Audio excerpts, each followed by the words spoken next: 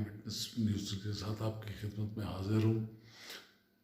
अब मैं अपनी जो स्ट्रगल का जो पीरियड था उस वक्त से आज का वीला करना चाह रहा हूँ। वो कुछ अरसा सस्पेंड रहा। दरमियान में जो मुल्क के हालात थे उस पर मुझे बात करनी पड़ गई। तो अब मैं चाह रहा हूँ कि मैं उसको कंटिन्यू करूँ। और ये ग़ालिबन उस वक्त 83 का एंड था। तो उस वक्त साहिवाल से कुछ वापडा के लोग थे। मियां अहमद बख्श एक्शन था, एसडीओ थे, उनके साथ अफजल हयात और उनके सुप्रेंट थे। एक आंख से उनको ज़रा नज़र नहीं आता था, वो थे। तो हम ज़्यादा वक्त ये होता था कि दोपहर को वक्त हमारा शतरंज खेलने का वक्त हुआ करता था। तो अब होता ये था कि टीमें बन जाती थी, एक दूसरे के साथ वो सपोर्ट करते थे एक दूसरे को। अब वो वापडा वाले सारे एक तरफ हो जाते थे, हम एक तरफ हो जाते थे। तो मैं उनका मेन प्लेयर हुआ करता था। तो अब बाहर से बताते थे एक दूसरे को कि मियाँ साहब आए चाल चलो, चौहान साहब आए चाल चलो। तो उस पर अफजल हयात ने ये शर्त आयद की एसडीओ ने कि देखें जी, बात सुने, अगर अब किसी ने बाहर से बताया, कोई चाल बताई, तो फिर उसके लिए सज़ा मुकर्रर की जाएगी। वो सज़ा जो मुकर्रर की वो पिछवाड़े में उंगली दी जाएगी, ये मुकर्रर की। अब गेम शुरू हुई। मियाँ अहमद बख्श साहब जो थे ना, वो गलत चाल चलने लगे। तो अब उसको मुसीबत पड़ी वो अफसर हयात को कि मैं मियाँ अहमद बख्श को बताऊँ कि आप गलत चाल चलने लगे और यहाँ मात मात हो जाएगी। तो वो कहने लगे कि मियाँ साहब की तरफ अपना पिछवाड़ा करके कहते मियाँ साहब उंगल दे लो, लेकिन चाल जी ने सीधी कर लो। तो इस तरह के वाक़यात जो है ना, ये हमारी जो है ना, इस हमने जेल को आसान बना दिया, इस तरह के वाक़यात। फिर इसी तरह जहांगीर बदर के साथ मेरा मुकाबला हुआ शतरंज का। इसने मेरा वज़ीर मार दिया, जो बाद में इसको बड़ा महंगा पड़ा। इवन जब इसको सदारत से हटाया तो उसकी एक वजह ये भी बन गई थी। तो इससे मेरा वज़ीर मार लिया और इसके बावजूद मैं इससे वो गेम जीत गया। जब वो मैं इससे गेम जीत गया, इसने बड़ी कोशिश की कि दोबारा मैं इससे खेलूँ, लेकिन मैं इसके साथ दोबारा कभी शतरंज नहीं खेला। और जब भी कोई बात होनी तो मैं कहा यार इधर एन की पंजाब चलाना है, मेरे को शतरंज हार गया, एन की पंजाब चलाना है। तो मैं उसको तंग करता रहता था। और सेंट्रल कमेटी की मीटिंग में भी मैंने ये बात कर दी थी। बेनज़ीर ने मुझे पूछ लिया कराची के अंदर, ये तमाम लोग उस वक्त ये 87 का इलेक्शन, बल्दियात का इलेक्शन हार गए। तो उसमें बेनज़ीर साहबा ने, लोगों ने इसके ख़िलाफ़ काफ़ी हद तक सेंट्रल कमेटी हो चुकी थी। तो एक तहरीक नहीं चल पाई 86 की अगस्त की, उसमें मेरे वालिद साहब भी गिरफ़्तार हुए और मेरे दोस्त भी गिरफ़्तार हुए। मैं गिरफ़्तार नहीं हुआ था, मैं बाहर रहकर ये तमाम मामलात को संभाल रहा था। वो मेरे दोस्त मलिक माजिद वो गिरफ़्तार हुए थे, उनका एमए के पेपर्स हो रहे थे, उनका सेंटर मुकर्रर करना, ये सारे मामलात शेख इकबाल डिप्टी कमिश्नर के साथ मिलकर मैंने किए। गलत नाम से उसे मैं मिला, जबकि उसी ने मेरी गिरफ़्तारी के आर्डर किए हुए थे। बहरहाल ये जब हम जेल में थे तो ये 87 में फिर ये मैंने इस बात को इस्तेमाल किया। बेनज़ीर ने मुझे पूछा कि जी ये सूरत हाल है, तो आप इसके बारे में आपका क्या तबसरा है? मैंने कहा जी बात सुने, जो आदमी मुझसे शतरंज ही हार गया, उस वज़ीर मारने के बावजूद, उसने पंजाब क्या चलाना। तो बहरहाल वो काफ़ी इसके साथ इस तरह की सूरत हाल पैदा हुई। तो अब हम आगे चलते हैं। 84 में हम रिलीज़ हो जाते हैं। 84 में हम रिलीज़ होकर जब लाहौर जाते हैं, अबू बकर अभी जेल में था, तो इसका थोड़ा टाइम रहता था। तो हमने कहा कि इसे हम ज़रा जाके इसकी रिमिशन लेकर आईजी से इसको निकलवाते हैं। वहाँ जाके हमारा कोई तल्लक वास्ता था नहीं, हम वहाँ जाके होटल में ठहरे। तो मेरे पास जहांगीर बदर का नंबर था, मैंने इसे खैर कॉल की, ये आ गया रहा, हमारे पास पहुँच गया फ़ौरी। तो इसने मुझे कहा कि जी मैं आपके साथ चलूँगा। तो हम वहाँ से फिर इकट्ठे रात को खाने का बंदोबस्त किया। लाहौर होटल के साथ एक कोई जाशा था, उसको सदर भी इसने बनाया था, उसने खाने का बंदोबस्त किया हुआ था। वहाँ हम गए, वहाँ इसका घुटना भी टकराया, इसे टेबल से कुछ ज़ख्म वख्म भी इसको हो गया था घुटने पर अगले दिन जब हम वहाँ गए तो ये एफेक्ट्स इसके पास नई इसने दी थी, ये ये ग़ालिबन 84 के एंड की बात है ये। तो इसने FX पे जा रहे उस पर नंबर लगा नहीं हुआ था, तो कहीं पुलिस वालों ने रोक लिया। मैं ग़ालिबन हम हाई कोर्ट की तरफ जा रहे थे, कैनी हाल जाना था हमने पहले, वहाँ वो असीरान, सियासी असीरान का फंक्शन था, उसके लिए हम जा रहे थे। तो हमें रास्ते में उन्होंने रोक लिया, तो पुलिस वालों ने, तो ये बज़द हो गया। वो तारफ़ का पूछेंगे, ये अपना तारफ़ ना कराए, कहे कि जी मैं तो हॉस्पिटल जा रहा हूँ, वहाँ पेशेंट है, ये इनको इन्होंने ब्लड देना है, ये मैं इनको साथ लेके जा रहा हूँ। मैं अब बैठा हुआ था आगे, तो साथ पीछे वो जो ना मेरा दोस्त था नईम खान, वो मेरे साथ था। तो अब जहांगीर बदर ने जब अपना तारफ़ कराने से इनकार कर दिया, पुलिस वालों ने भी रोक लिया, गाड़ी जाने न दें। वो अल्टीमेट उन्होंने अपना एक हेड कांस्टेबल बिठा दिया साथ। इसने कहा जी किला गुजर सिंह ले चले, जब वहाँ मैं जाने के लिए तैयार हूँ थाने। अब किला गुजर सिंह जाने के लिए वो सिपाही के साथ बैठ गया, वहाँ शायद ख्वाजा खालिद फारूक था, वो इसका ASP था तब, तो वो इसका दोस्त था। इसने ये सोच कर ये उनको ये बात की। लेकिन जैसे ही हम माल रोड पे चढ़े और इसने गाड़ी हाई कोर्ट की तरफ मोड़ने की कोशिश की, तो वो पीछे बैठा हुआ था, वो हेड कांस्टेबल साहब, वो पीछे से सीटों के दरमियान से घुसकर वो उसने जाके स्टेयरिंग को एक तरफ से पकड़ लिया, अब एक तरफ से जहांगीर बदर ने पकड़ा। बहुत ट्रैफिक कम थी, लेकिन गाड़ी जो है ना जिगजैग करती हुई जा रही है माल रोड के ऊपर। तो मैंने जब सूरत को देखा, मैं कहा बदर साहब ज़रा ब्रेक लाओ ना। मैंने बदर साहब को जैसे ही कहा ब्रेक लगाने का, मैंने उसके बाजू रोड के पीछे नईम खान को पकड़ाया। मैंने कहा इसको पकड़ो ज़रा। मैंने उधर से आकर दरवाज़ा खोला, नईम खान को मैंने कहा मारो धक्का इसको बाहर। उससे जब धक्का मार के बाहर उसको गिराया, ऊपर से उसको मैंने टांग मारी, वो रिटता वो दूर तक चला गया। हमने गाड़ी में जल्दी में गाड़ी में बैठे और कैनी हाल में पहुँच गए। तो कैनी हाल में पहुँच कर जब वो सियासी सीरान का जो फंक्शन शुरू हुआ, तो उसमें मलिक कासिम और एजाज हसन दूसरे लोग ये लोग भी आए हुए थे। इस स्टेज पर बहरहाल अपनी तकरीरें कर रहे थे, तो सामने ही मेरी नज़र पड़ी, तो सरवर ललवानी उस DIG हो चुका था, और ये स्टूडेंट जेल था जिसने हम पर बड़े बड़े मजालम किए थे भावलपुर जेल में। तो उसको मेरी नज़र उस पर पड़ी, वो रिप्रेजेंट कर रहा था जेल को, जेल खाना जात को। तो मैंने नईम खान को कहा कि आज मौका आ गया, अब मैं इससे बता लूँगा आज। तो नईम खान कहा ठीक है। हम जैसे ही फंक्शन ख़त्म हुआ, तो मैंने जाकर ललवानी को, सरवर ललवानी को, उसको उसके टाई से पकड़ लिया कि मैंने कहा पहचाना मुझे तुमने? तो उसने भी यार मुझे पहचान लिया। देखें वो बात ये वो इस तरह की करने लगा, लेकिन मैंने उसको खींचातानी में वकीलों ने मुझे पकड़ा, और जिसमें मलिक कासिम भी था, शामिल था, जहांगीर बदर भी, कि यार छोड़ दो, वो वक्त गुजर गया, अब रहने दें। लेकिन हाथापाई में उसके कपड़े वपड़े फट गए इस बात में, उसको अच्छी खासी मतलब है कि ज़रब भी लग गई। तो बहरहाल मैंने उसको पूरे हॉल के अंदर, वकला का बहुत बड़ी तादाद थी, उसके सामने उसको बेइज्जत कर दिया मैंने। बेइज्जत करके हम वहाँ से बहरहाल निकले और IG ऑफिस गए, उसकी रिमिशन करवा कर हम वहाँ से बहरहाल फिर भावलपुर आर्ज में सफ़र हुए, और आकर हमने उसके बाद राव साहब को की कैद को आसान किया। तो अभी फिर उसके बाद वो 84 का वाक़या तो मैं आपको सुना चुका हूँ कि दिसंबर 84 के अंदर जब रेफरेंडम हुआ ज़िया-उल हक का, तो उसमें मैं वाहिद सियासी कैदी था जिसे गिरफ़्तार किया गया बहावलपुर शहर के अंदर से। सेटली टाउन में क्रिकेट खेलते हुए मुझे गिरफ़्तार किया और लेके गए वो जेल में, और रखा मुझे उन्होंने चंद दिन। उसके बाद बहरहाल छोड़ दिया मुझे।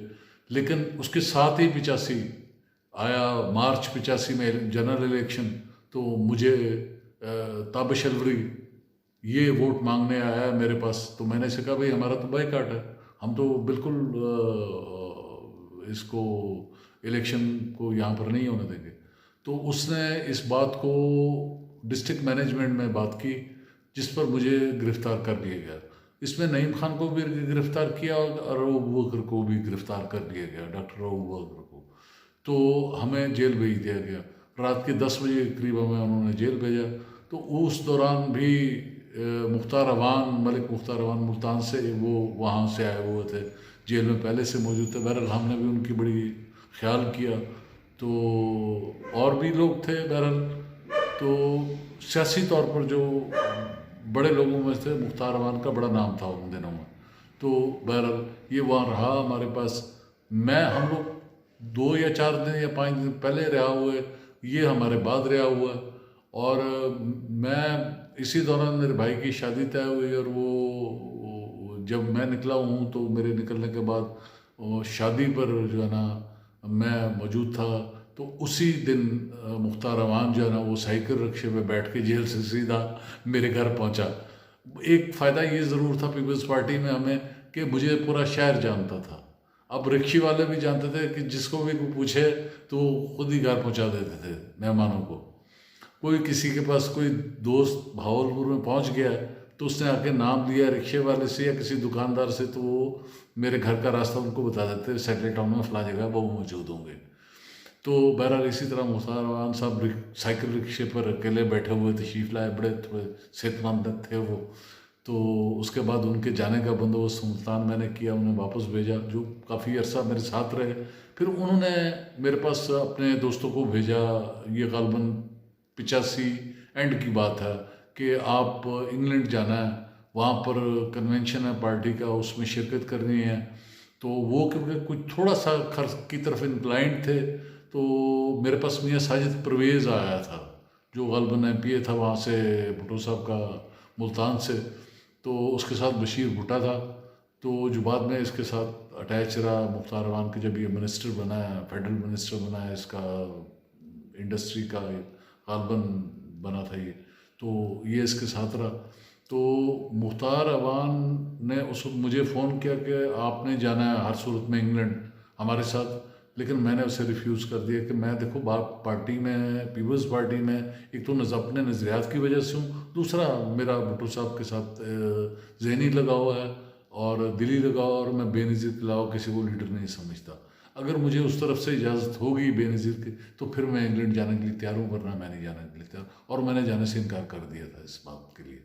और वो इल्ज़ाम मुझ पर लगाते हैं जहांगीर बदर, आज बड़ी देर तक इनके पास और कोई बात होती नहीं थी कि जी आया तक खर ग्रोपता है, ऐ जी आया खर ग्रोपता। अब बड़ी दिलचस्प बात यह है कि खर से आज तक मेरी मुलाकात ही नहीं हुई। यहीं वो लाहौर में रह रहा है और उसकी ज़मीन यहीं भावल नगर में है, मिंचनाबाद में, लेकिन कभी मुलाकात नहीं हुई मेरी उनसे। एक दफ़ा मुलाकात हुई है, वो भी ऐसे चंद सेकंड के लिए।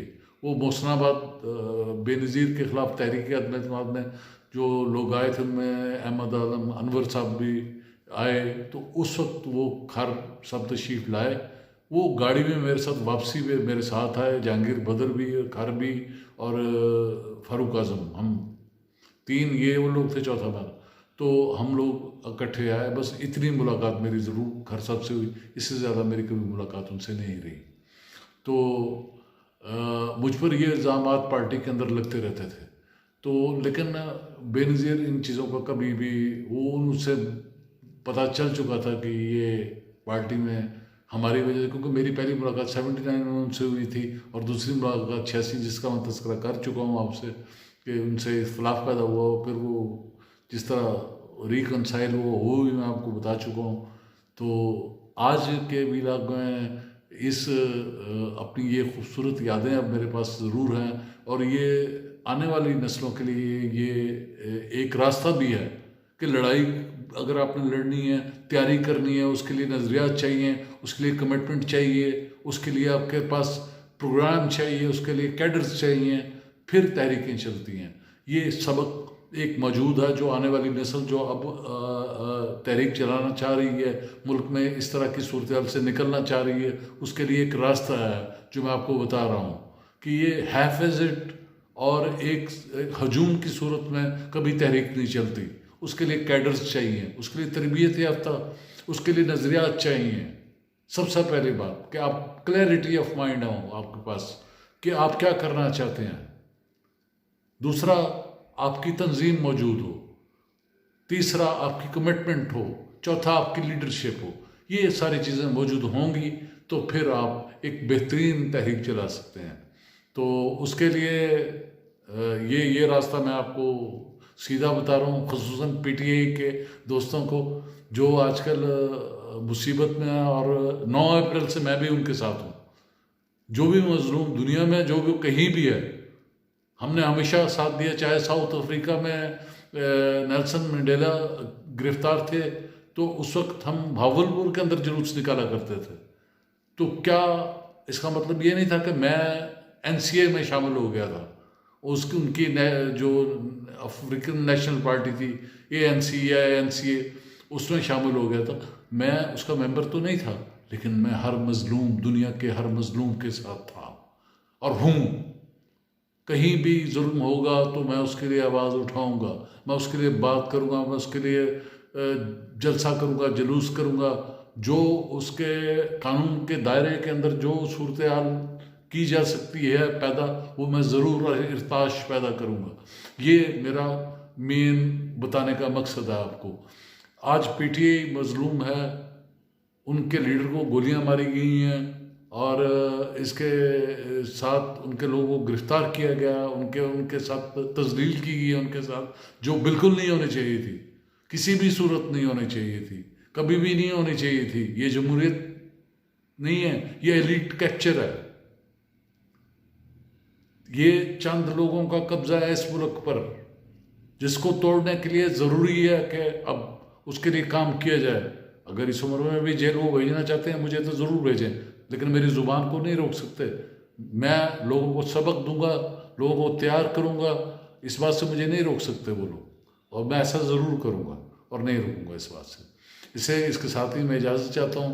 मैं अपने तमाम दोस्तों से जो ये वीडियो देखते हैं और बड़ी तवज्जो से देखते हैं, खुसूसन बज़मी साहब, उसके लिए मैं दुआ करता हूँ, दिल से दुआ करता हूँ। उनके घुटने में प्रॉब्लम थी जो गालिबन तब्दील हो चुका है, वो जल्दी सेहतयाब हों। और अपने दोस्तों का खुसूसन शुक्रिया अदा करता हूँ मुल्तान के, जिन्होंने मेरा इलाज किया।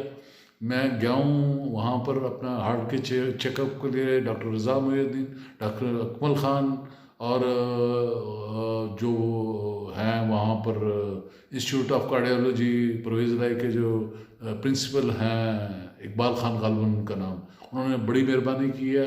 और वो ख़ुसूसन रज़ा मुहिउद्दीन की वजह से, जो हमारा सदर रहा है मेडिकल कॉलेज में, और उसने सफ़र किया, जेल काटा, और मैं उसकी खुसूसी तौर पे तारीफ़ करूँगा अकमल ख़ान की और उनकी, जिन लोगों ने ये लड़ाई लड़ी और ये जनरल जिलानी को उसको गुजरने नहीं दिया था मेडिकल कॉलेज के सामने से, इन लोगों ने। और बड़ी तादाद में गिरफ्तार हुए थे ये लोग, और मैं इन लोगों को सल्यूट करता हूँ आज भी कि इन लोगों ने ये हम मेरे तो खैर उस्ताद हैं, मेरे अकमल ख़ान तो मेरे उस बाकायदा उस्ताद हैं। उन्होंने वो कराटे में मेरी तरबियत की और मुझे नज़रियाती तौर पे भी एक्टिव किया, तो मैं उन्हें अपना उस्ताद ज़रूर तस्लीम करता हूँ। और उनका आज भी शुक्रगुज़ार हूँ। भी उनका मैसेज आया मुझे कि आपने नेक्स्ट टाइम जब भी मुल्तान आना है तो मेरे हॉस्पिटल में आना है। वो भी कार्डियोलॉजिस्ट हैं, तो मैं उनका शुक्रिया अदा करता हूँ, अपने तमाम दोस्तों का, अपने देखने सुनने वालों का, और अपने जो लोग मेरे वीलॉग देखते हैं, जो इसकी तारीफ़ करते हैं, उनका भी शुक्रिया। जो इन पर तनकीद करें उनका भी शुक्रिया, और ज़रूर करें तनकीद, और जायज़ तरीके से करें। मैं इस पर आगे बढ़ूँगा, आगे बात होगी तो इंशाल्लाह उस पर आप ज़रूर तनकीद भी करें, मैं उसका जवाब भी दूंगा। कोई सवाल होगा उसका जवाब भी दूंगा। उसके साथ ही मैं आपसे इजाज़त चाहता हूँ। मेरा चैनल आई विटनेस न्यूज़ देखें, उसको यूट्यूब पर, और इस पर अपने कमेंट्स करें। खुदा हाफिज़।